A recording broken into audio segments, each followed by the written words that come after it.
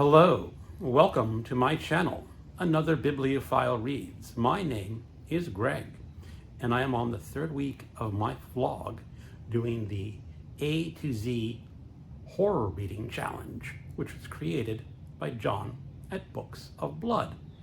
John created a list of alphabetical prompts to help read horror short stories.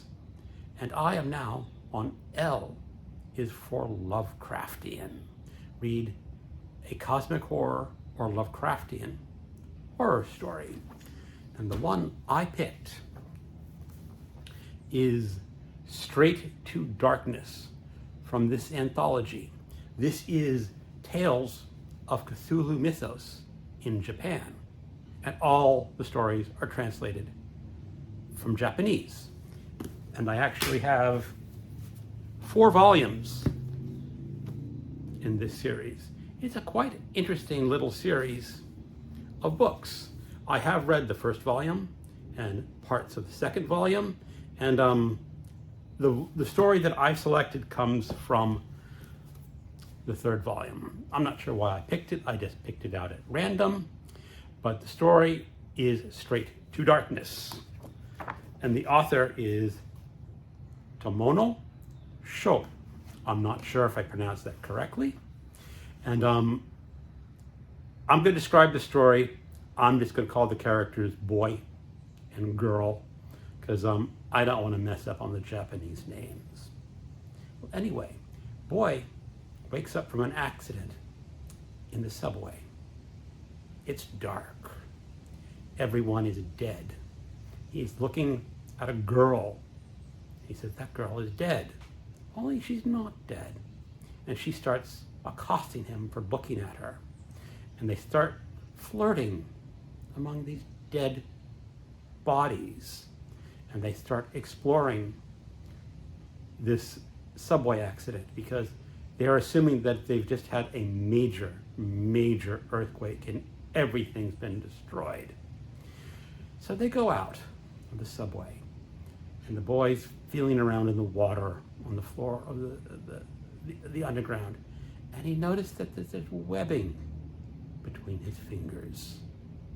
And girl, she seems to be growing a dog-like snout on her face, and her breath becomes very fetid and rotten, yet he's still attracted to girl.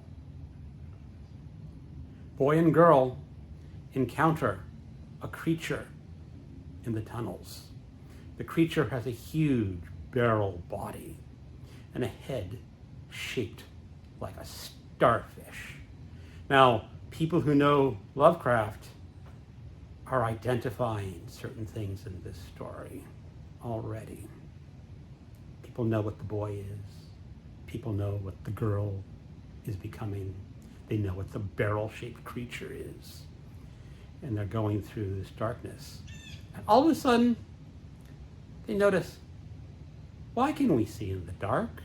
Everything's pitch black. They encounter some more creatures. A 4-armed creature. Now, I had to look this up.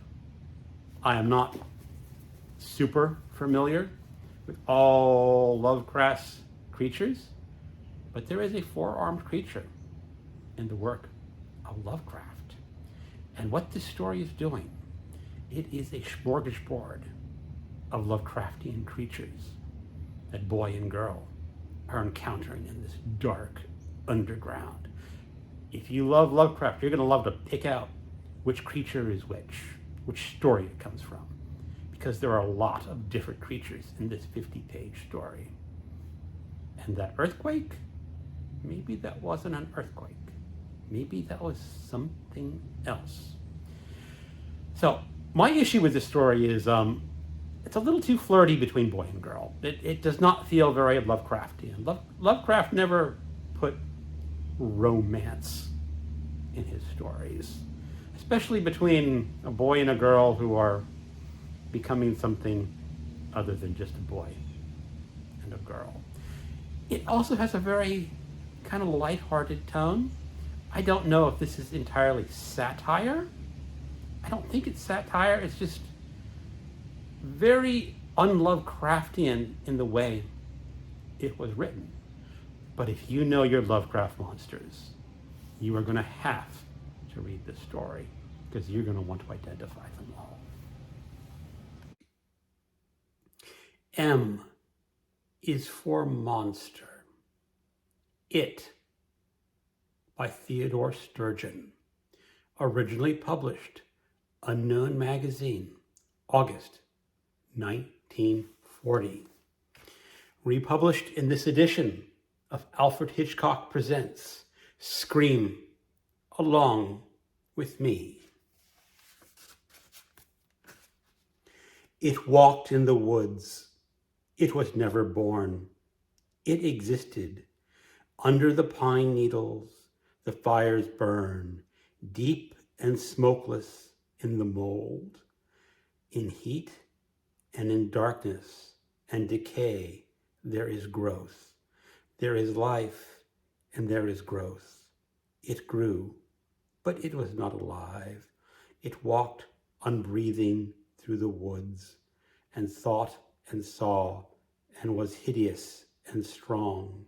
And it was not born and it did not live. It grew and moved about without living. It crawled out of the darkness and hot, damp mold into the cool of the morning. It was huge. It was lumped and crusted with its own hateful substances, and pieces of it dropped off as it went its way, dropped off and lay writhing and stilled and stank putrescent into the forest loam. It had no mercy, no laughter, no beauty. It had strength and great intelligence, and perhaps it could not be destroyed. It crawled out of its mound in the wood and lay pulsing in the sunlight for a long moment. Patches of it shone wetly in the golden glow. Parts of it were nubbled and flaked, and whose dead bones had given it the form of a man. So it terrorizes a family, Alton and Corey, Clarissa, Corey's wife, and Babe, their daughter, and Kimbo, Alton's dog. And it does terrible damage to this family. It is quite an amusing old story, and supposedly it is the inspiration for Swamp Thing and Man Thing, and it is a story well worth seeking out.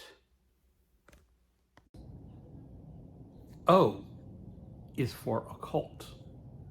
When I was a little kid, one of the most terrifying movies I saw on the afternoon TV matinee was The Skull, starring Peter Cushing and Christopher Lee, about the skull of the Marquis de Sade.